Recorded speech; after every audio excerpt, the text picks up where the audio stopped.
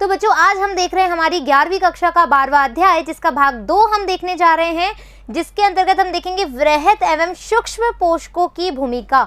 हमने last time पर या लास्ट पार्ट में हमने देखा था कि कैसे कैसे जो वृहत पोषक तत्व हैं और हमारे जो सूक्ष्म पोषक तत्व हैं उसको हमने ट्रिक से याद किया था, है ना।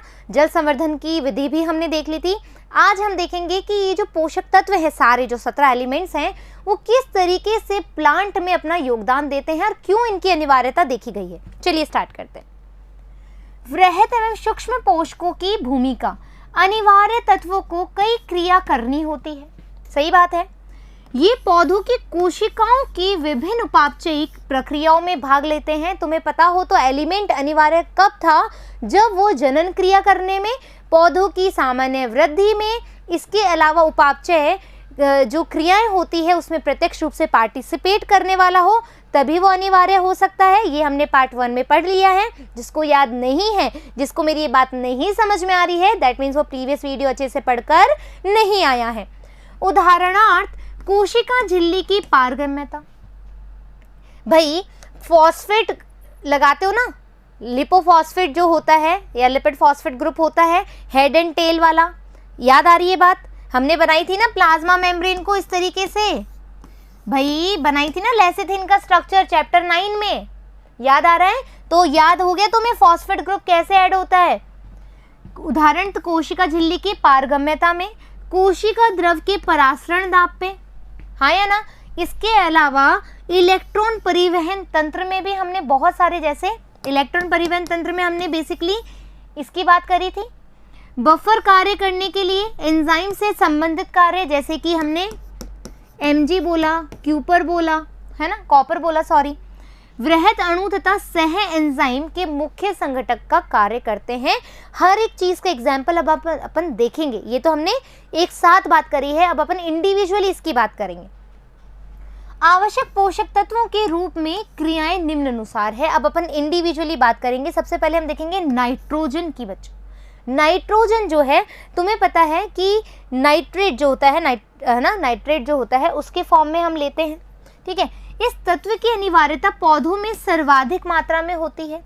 इसका अवशोषण मुख्यतः NO3, है ना। ये जो NO3 है बच्चों, ये ही अमोनिया से, ये हमारा अमोनिया है, एम आई राइट? NH3 अमोनिया है।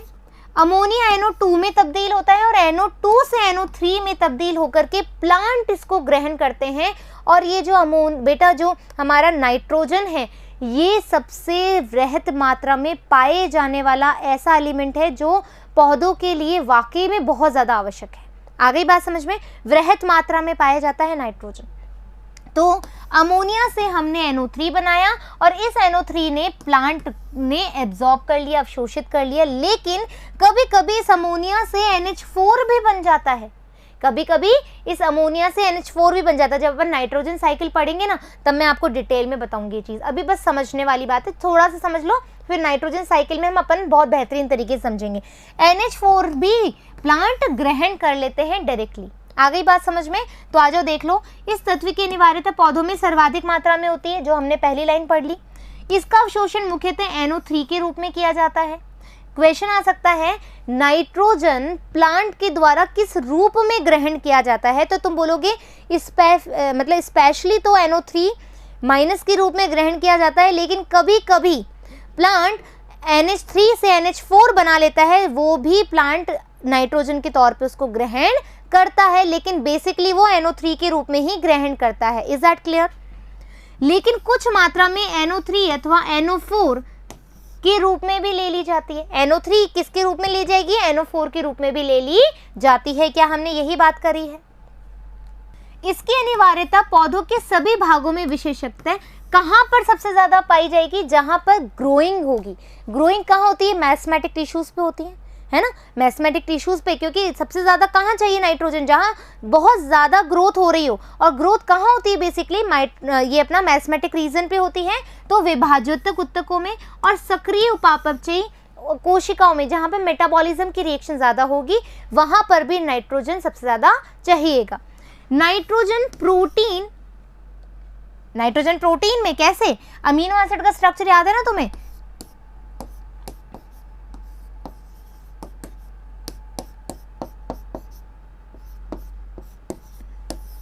आ गई बात समझ में? प्रोटीन के अंदर आ गई।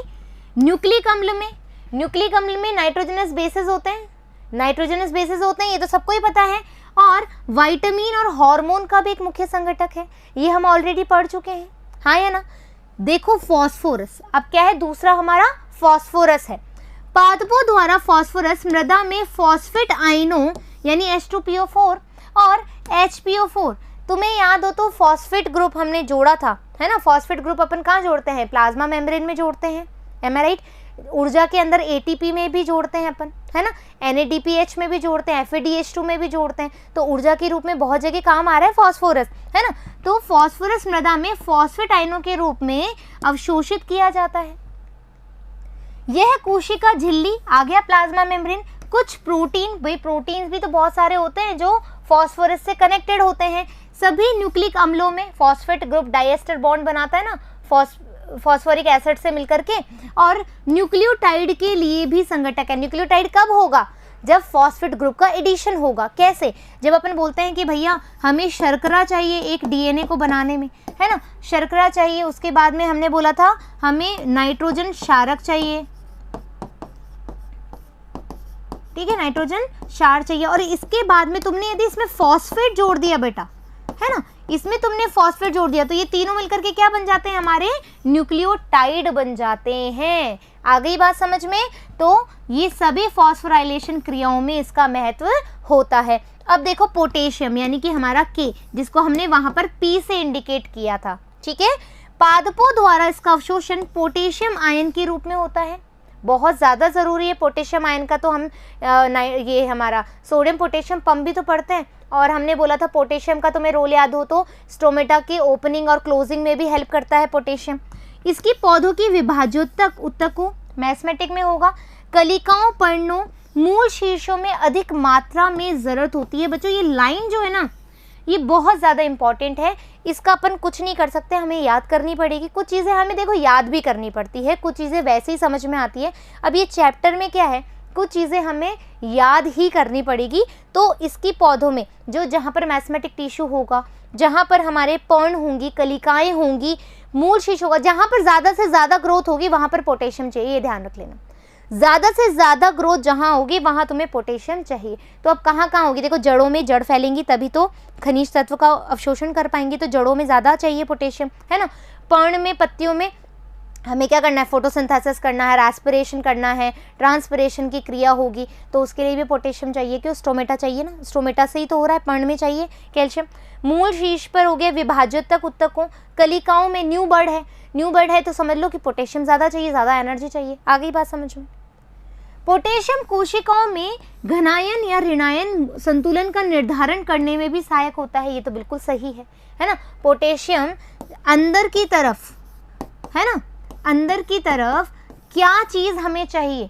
सेल के अंदर क्या होता है? पोटेशियम, बाहर क्या होता है? सोडियम। तो ये धनायन और ऋणायन, जैसे तुमने एक्सॉन वाला पार्ट पढ़ा होगा ना, न्यूरॉन वाला, या पढ़ेंगे अपन, उसमें तुम एक लाइन पढ़ लेना यदि तुम्हें नहीं समझ में आ रही है, शायद 21वां या 22वां चैप्टर होगा तुम्हारे इसमें।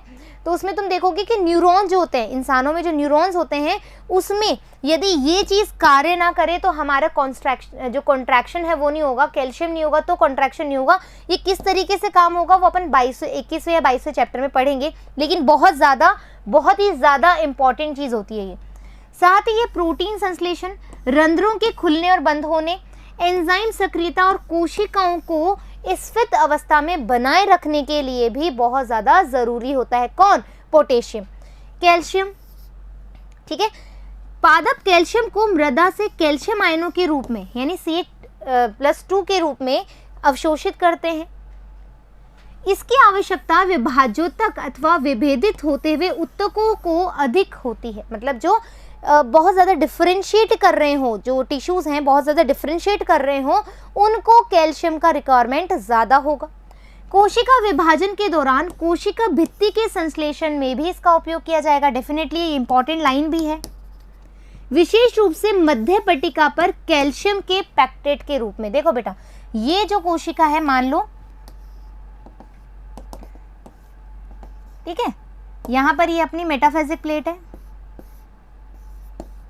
यहाँ पर अपने क्रोमोसोम्स होते हैं, ठीक है। अब ये जो स्पिंडल फाइबर है बेटा, ये स्पिंडल फाइबर में सबसे ज़्यादा यूटिलाइजेशन होता है कैल्शियम का। यदि ये नहीं होंगे ना तो तुम्हारा डिवीजन कैसे होगा, तो कैल्शियम रिक्वायरमेंट होगी, ये मध्यम पट्टिका पर काम ही नहीं करेगा। आगे बात समझ में। इसकी अनिवार्यता समसूत्री तर्कों के निर्माण में के दौरान भी होती है, ये भी अपन ने बात कर ली।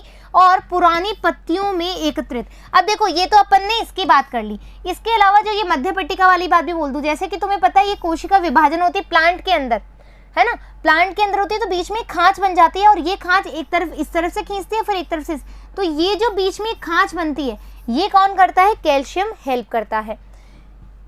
डन।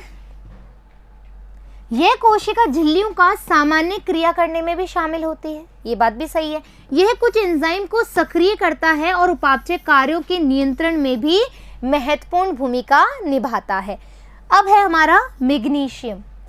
ये पादपों द्वारा द्वियोजी मैग्नीशियम आयन के रूप में अवशोषित करता है, ये अपन ने बात कर लिया था, क्लोरोफिल के अंदर होता है, क्लोरोफिल के स्ट्रक्चर में बहुत ज़्यादा इंपॉर्टेंट होता है। यह प्रकाश संश्लेषण आ गया, वह श्वसन क्रिया को, एंजाइमों को, श्वसन क्रिया के जो एंजाइम्स होते हैं उनको सक्रिय करने में भी हेल्प करता है। और डीएनए व आरएनए के संश्लेषण में भी शामिल होता है। वेरी वेरी इंपॉर्टेंट, जब अपन कभी डीएनए का सिंथेसिस या आरएनए का सिंथेसिस देखेंगे तो ये मैग्नीशियम जो है बहुत ज़्यादा इंपॉर्टेंट होता है। एमजी क्लोरोफिल की वलय संरचना आ गया, एमजी क्लोरोफिल की वलय संरचना और राइबोसोम के आकार को बनाए रखने में भी सहायक है। इस पे क्वेश्चन आ चुका है नीट के अंदर, तो अच्छे से पढ़ लीजिएगा। आ जाओ, गंधक। पादप गंधक को सल्फेट के रूप में लेते हैं, ये सिस्टीन व हमारे मिथ्योनिन नामक अमीनो अम्लों से पाया जाता है। ये बेटा जो गंधक बोल रहे हैं ना अपन, ठीक है, गंधक जिसको अपन सल्फेट के रूप में होते हैं, इसमें सिस्टीन पाया जाता है और मिथ्योनिन। ये पूछा जा सकता है और पूछ भी लिया है कि सिस्टीन और मिथ्योनिन मतलब कौन बना रहा है या किस में पाए जाते हैं, तुम बोलोगे जो एलिमेंट सल्फर है हमारा गंधक है उसके अंदर ये प्रेजेंट होते हैं।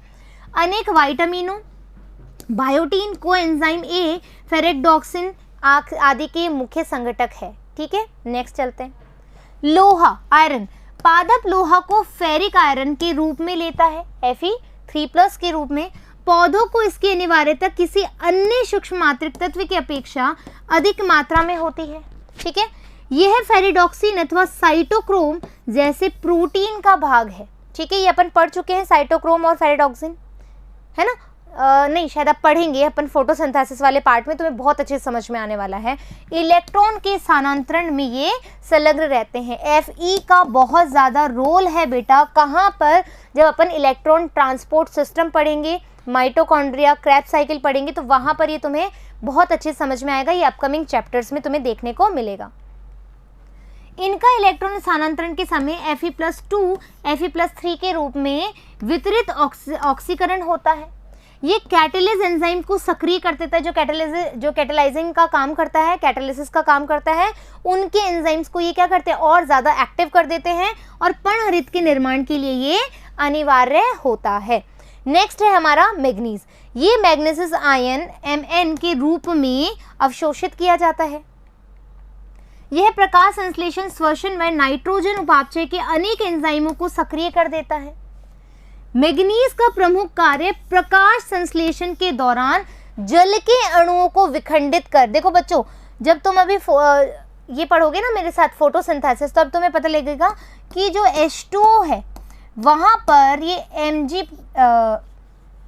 Mn डालेंगे ना, मैग्नीज, ये अपन ने इतनी देर से वो पढ़ा ना, Mn डालोगे ना तो ये इस तरह से इलेक्ट्रॉन में जो है तब्दील हो जाता है। ठीक है, H+ में, सॉरी, ठीक है, ये इस तरीके से तब्दील हो जाता है। ये तो अपन रिएक्शन पढ़ेंगे किसमें, फोटोसिंथेसिस के दौरान।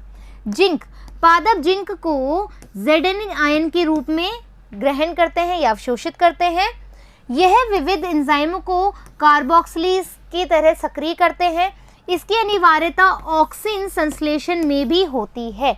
अब देखो तांबा क्या कह रहा है, ये क्यूप्रिक आयन के रूप में अवशोषित होता है। ये पादपों के समग्र उपापचय के लिए अनिवार्य है। आयरन बहुत ज़्यादा ज़रूरी होता है प्लांट के लिए। कॉपर, लोह की तरह ये भी रेडॉक्स प्रतिक्रिया से जुड़े विशेष एंजाइमों के साथ संलग्न रहता है और यह भी विपरीत दिशा में Cu प्लस से Cu2 प्लस के रूप में ऑक्सीकृत हो जाता है। तो बोरोन क्या है हमारा, यह बोरोन जो है BO3 प्लस -3 और B4O7 के आयनों के रूप में अवशोषित किया जाता है। इसकी अनिवार्यता कैल्शियम को ग्रहण तथा उपयोग करने और झिल्ली की कार्यशीलता या पराग अंकुरण कोशिका, दीर्घीकरण कोशिका विभेदन और कार्बोहाइड्रेट के स्थानांतरण में की जाती है, यानी कि इसका बहुत सारा रोल है प्लांट के अंदर।